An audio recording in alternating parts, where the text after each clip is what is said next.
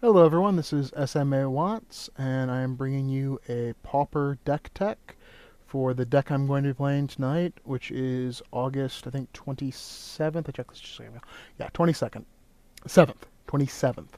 And it's going to be the Pauper Classic Tuesdays, and I am going to be playing, as you may be able to tell by all of these little mean green-skinned little dudes, I'm going to be playing Goblins. And I do love me some Goblins. Goblins is probably my second favorite Pauper deck. If Delver wins out because I'm in my heart of hearts, I am a blue mage, but I enjoy the aggressive red sometimes. So we have, let's just go ahead and crack right into it. Starting off with, I run 17 mountains in my Goblins deck. I do not run Teetering Peaks. I do not run Forgotten Caverns. Um, and the reason for that is that I really don't ever want to have to see the one land comes into play tapped hand, because that's just, they're just bad.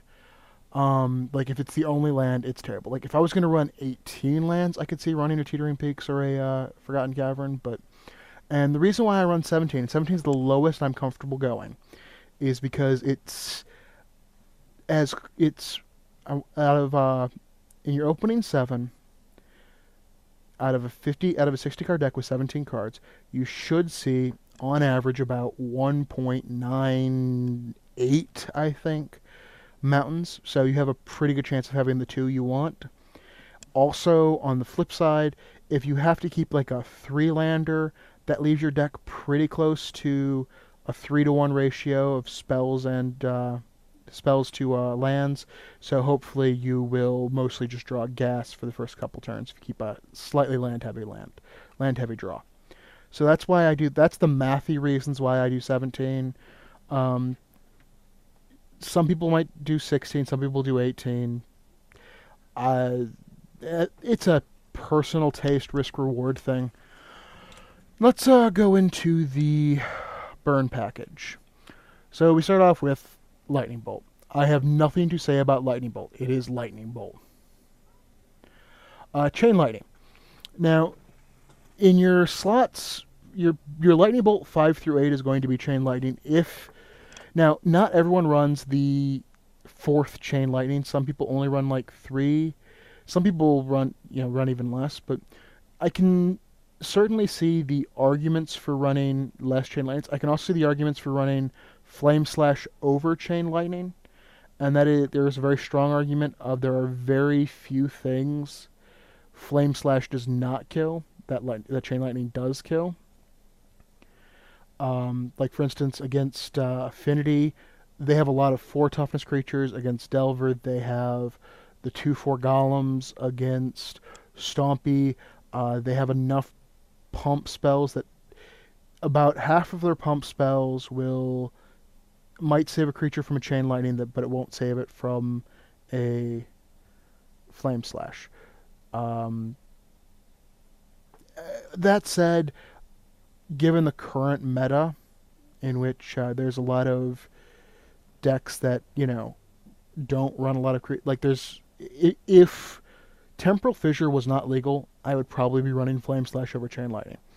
But as long as Temporal Fissure is legal, I want the 8 burn spells that go to the head. So that's why there's Chain Lightning over Flame Slash in the main deck.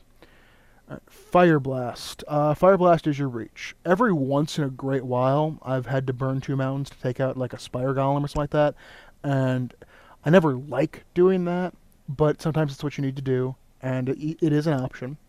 But Fire Blast is mostly, if you have a Fire Blast in your hand, your opponent is at 4 less life than they think they are, and many a game will end with the Lightning Bolt, Fire Blast. Death Spark. Death Spark is one of those cards that just is so deceptively good. Against fairies, it kills so many of their creatures, and against like Izzet Post and Mono Black Control, it'll deal so much damage over the course of a game. Like in a lot of ways, this is better than even a Goblin Grenade against them, because if you manage to recur Death Spark 5, 6, 7 times, That's a lot of damage from just one card you've drawn. Alright, so that's my burn package. And let's go into... Oh, I should also mention with Deathspark, one of the nice things about it is that there are a great number of creatures that, against Stompy, this will draw pump spells out.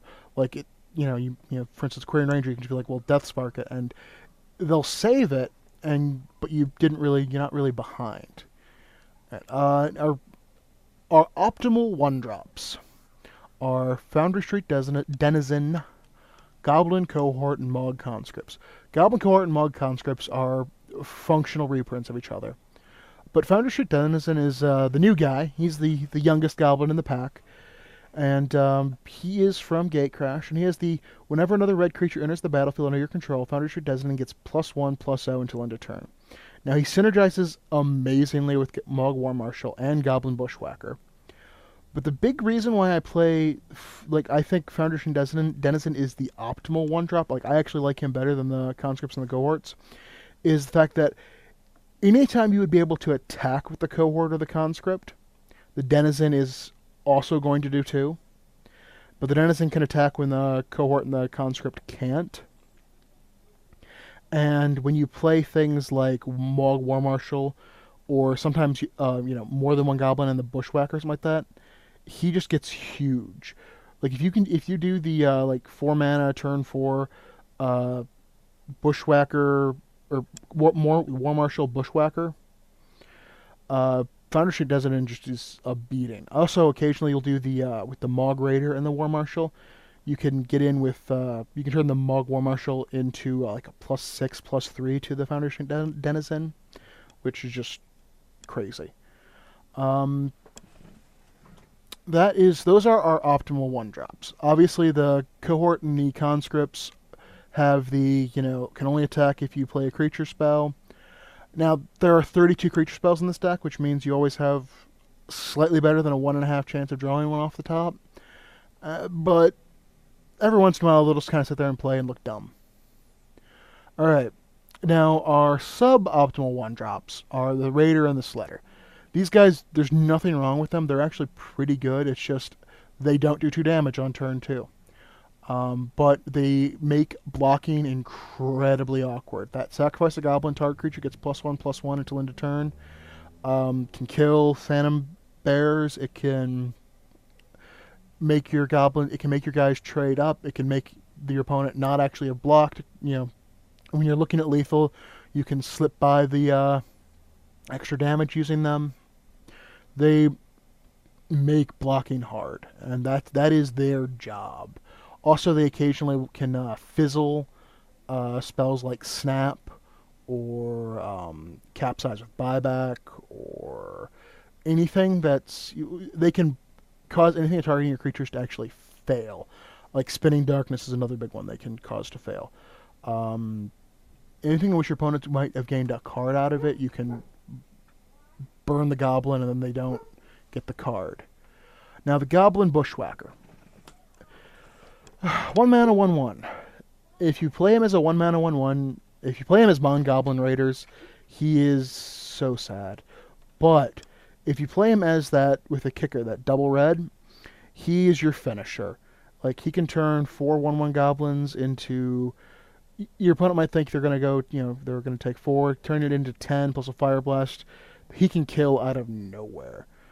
And also, quite terrifyingly, if you have 2 of them with the 4 mana, they can be quite explosive. So I do not consider him a 1-drop, but and the hands where I would keep in which he is the only 1-drop would have to be very specific.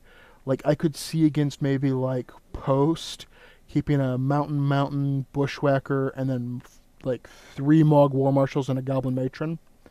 Just because that'll give me enough card advantage that I don't need the blistering speed. Maybe. But yeah, if he's your only 1-drop, it's probably a mulligan. Since there's, only 22 1-drops in the deck. Alright, Mog War Marshal. This guy is pure card advantage. He has 3 bodies on 1 card, and that is incredibly good so often. There's very few sweepers that people play in Pauper. thinking about it, I can only think of like Envakar's Justice occasionally gets played in like Demir Post. Rolling Thunder is occasionally used as a sweeper. Like there are very few ways to just blank all three of him. Like unless your opponent puts out bodies that they can't get through, they're gonna be doing some work. And Sparksmith. Now Sparksmith is, in my opinion, what gives this deck its edge against Stompy and against fairies. Sparksmith enables you to if you don't have the aggro to beat them, it enables you to be the control deck against either. Like a Sparksmith by himself can just shut down Delver. Like he can kill everything they play. Also conveniently, if you Sparksmith a Phantom Bear, yeah, the effect fizzles, so he just kills them for free. He can also draw out pump spells at awkward times, like on your turn, against Stompy. He's just pure card advantage. Now, it's important to remember when you're playing with Sparksmith that he does do damage to you equal to the number of goblins you have. So sometimes if you want to try and ride that Sparksmith control, you really don't want to play the Marshal and the Sparksmith. Like you don't want to follow the Sparksmith necessarily up with the War Marshal, because then you might end up, being in the position where to kill that 2/2 that's about to get pumped, you have to take 5. And last, but certainly not least, is Mommy here, the Goblin Matron. I love the old Urza Saga art, but the Goblin Matron is the most terrible Squadron Hawk ever printed, but it's red. You go and find a goblin. Depending on what you're doing, she's either going to go find herself, and I guess form a goblin knitting circle, or she's going to go find the War Marshal or the Sparksmith most of the time, because those are your other cards you need to take control. Like War Marshal's probably is going to be against decks where you just need bodies, and Sparksmith is going to be against things like fairies and Stompy, where you want to be able to play the control deck if you're in turn because really if you're in turn 4 or 5 against either of them, there's a good chance they just have bigger bodies on the ground than you do, because you may notice the average power and toughness of creatures in this deck is 1/1, so you can get outclassed on the ground pretty easy. Alright, now let's move on to the sideboard. Alright, Pyroblast. Countering counter spells since 1995, right? It's that's its job. It is good against a lot of decks because blue is very common. Generally, it's going to get mainly boarded in against Delver, Eye Candy, and like Blue Post. Eye Candy because it can destroy everything except for Kiln Fiend. Delver because it can destroy just about anything except for the guy, the 2/4 flyer, Spire Golem. That's what it's called.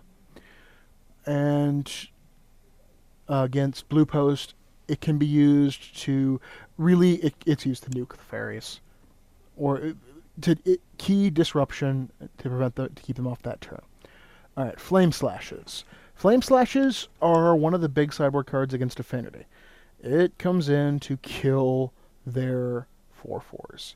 I generally will trade out my Chain Lightnings for them because there are very few targets that Chain Lightning kills in Affinity. There are a lot of targets Flame Slash kills. And then we go to Electrickery. Now, Electrickery and the extra Death Spark, they come in against these two. Anything in which and also Electrickery comes in the mirror match, because it enables you to sweep them while not sweeping yourself. And also Death Spark comes in the mirror match because they're just pure card advantage. You can easily get 3 for 1 out of Electrickery, and you can get sometimes 7 or 8 for over the course of a game with Death Spark. They're both really good. Flaring Pain is specifically for the decks like Simic Post, which are a little less common now. It might not deserve its spot in the sideboard anymore, But decks that are going to try and use a fog effect or a circle effect, and like I really like it against the Simic Post deck when it's trying to use the fog effects, because if you have 3 mana, they have to counter it twice to be able to stop you, and usually that'll just let you kill them. And against Post, I have Molten Rains. Um, Targeting down their various posts and doing 2 damage is incredibly useful. I'm a little hesitant about this one because it's 3 mana. I really would prefer. I wish there was a 2 mana land destruction spell. I really do, but Sinkhole's kind of broken.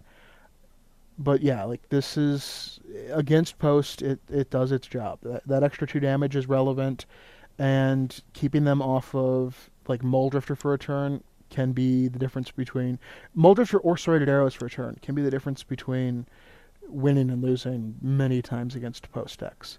Also against the mono blue Post, keeping them off of their keeping them tied down to like, because they tend to need 5 to really interact meaningfully. If you can actually cast this turn 3 or 4, it can stop their entire game plan sometimes. All right, well, that is it for the Greenskin Menace here, and we're going to see how they do tonight. Thank you for watching / listening.